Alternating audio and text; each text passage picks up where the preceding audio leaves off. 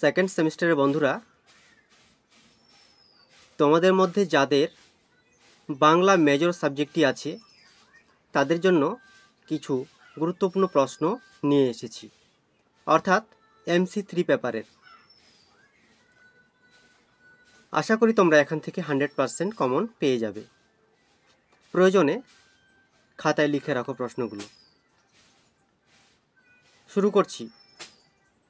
প্রথম প্রশ্ন, এ সখী হামারি দুঃখের নাহি ওর। এটি একটি পদ। এই পদটি কার লেখা?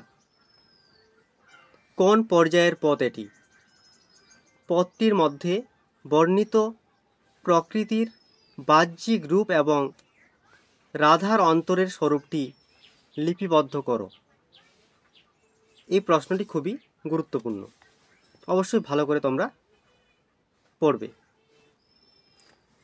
পরের প্রশ্ন, কা আ তরুবর পঞ্চবি ডাল। এই পদটি সম্পর্কে আলোচনা করো। এই প্রশ্নটিও খুবই গুরুত্বপূর্ণ। এই প্রশ্নটি এক কথায় প্রশ্নের উত্তরটি ভালো করে পড়বে।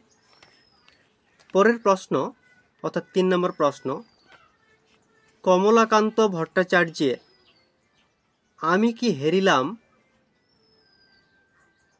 কি হেরিলাম নিশি স্বপ্নে।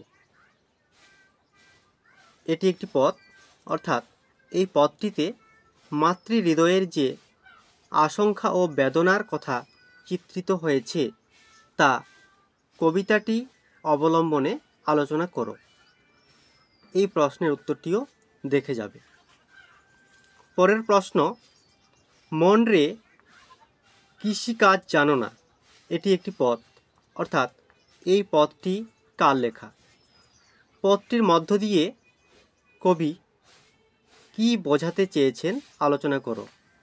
এই প্রশ্নটিও অর্থাৎ এই প্রশ্নের উত্তরটিও ভালো করে দেখে যাবে।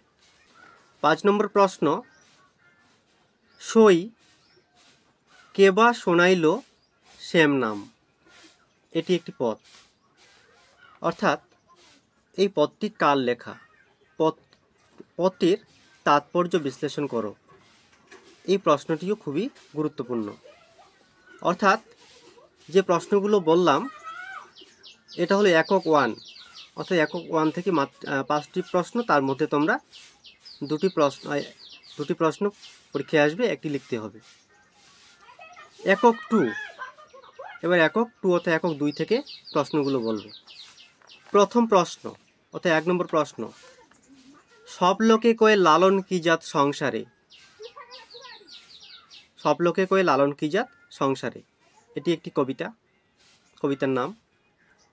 এই কবিতাটির মধ্য দিয়ে জাতপাতের বিরুদ্ধে কবি লালন ফকির এর যে মনোভাব ব্যক্ত করেছেন বা ব্যক্ত হয়েছে তা আলোচনা করো, অর্থাৎ বিস্তারিতভাবে আলোচনা করতে হবে। এই প্রশ্নটি খুবই গুরুত্বপূর্ণ। 2 নম্বর প্রশ্ন, সুকুমার রায়ের 21শে আইন কবিতাটির মধ্যে দিয়ে 21শে আইন বলতে কবি কি বোঝাতে চেয়েছেন তা আলোচনা করো। এই প্রশ্নটিও গুরুত্বপূর্ণ, তোমরা ভালো করে পড়বে। 3 নম্বর প্রশ্ন, ঈশ্বরচন্দ্র বিদ্যাসাগর কবিতায় মাইকেল মধুসূদন দত্তের বিদ্যাসাগরের প্রতি যে শ্রদ্ধার মনোভাব ব্যক্ত হয়েছে তার পরিচয় দাও।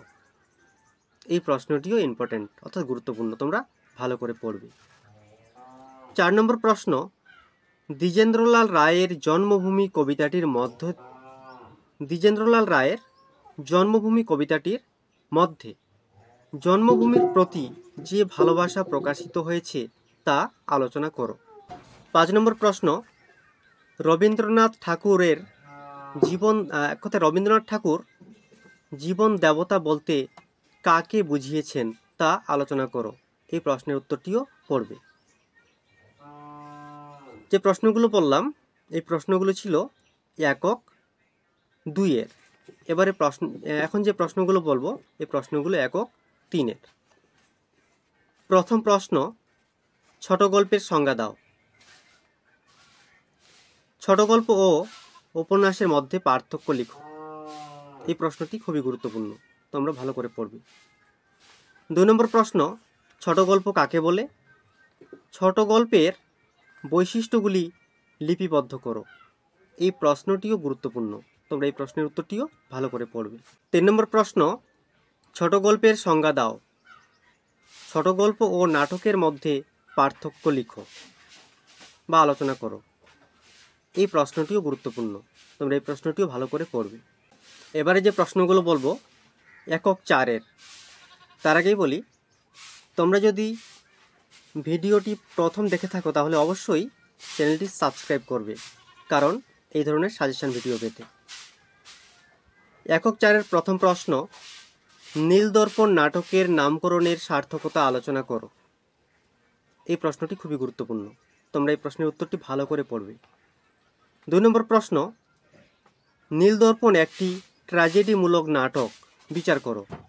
এই প্রশ্নটিও গুরুত্বপূর্ণ, এই প্রশ্নের উত্তরটিও ভালো করে পড়বে। 3 নম্বর প্রশ্ন, নীলদর্পণ নাটকের নায়ক চরিত্র বিচার করো। নীলদর্পণ নাটকের নায়ক চরিত্রটি বিচার করো। এই প্রশ্নটি অথবা দিয়ে বলা হয়েছে নবীন মাধবের চরিত্র আলোচনা করো। এই প্রশ্নটি খুবই গুরুত্বপূর্ণ, তোমরা অবশ্যই ভালো করে পড়বে। 4 নম্বর প্রশ্ন, চরিত্রটি বিশ্লেষণ করো। অর্থাৎ কার চরিত্র? গোলক বসুর চরিত্র। এই প্রশ্নটি অথবা দিয়ে আছে দীনবন্ধু মিত্রের নীলদর্পণ নাটক সোরপুরের যে কৃষক পরিবারের বা পরিবারকে কেন্দ্র করে গড়ে উঠেছে সেই পরিবারের কর্তার পরিচয় দাও। এই প্রশ্নটিও অর্থাৎ প্রশ্নের উত্তরটিও পড়বে। 5 নম্বর প্রশ্ন, চরিত্র চিত্রণে নাট্যকারের সাফল্য ও ব্যর্থতা আলোচনা করো। এই প্রশ্নের উত্তরটিও পড়বে। বন্ধুরা, বেঙ্গলি মেজর 3 অর্থাৎ MC3-র এই কয়েকটি মাত্র প্রশ্ন, আশা করি তোমরা 100-এ 100% কমন পেয়ে যাবে। তাই ভিডিওটি সম্পূর্ণ দেখার জন্য অসংখ্য ধন্যবাদ।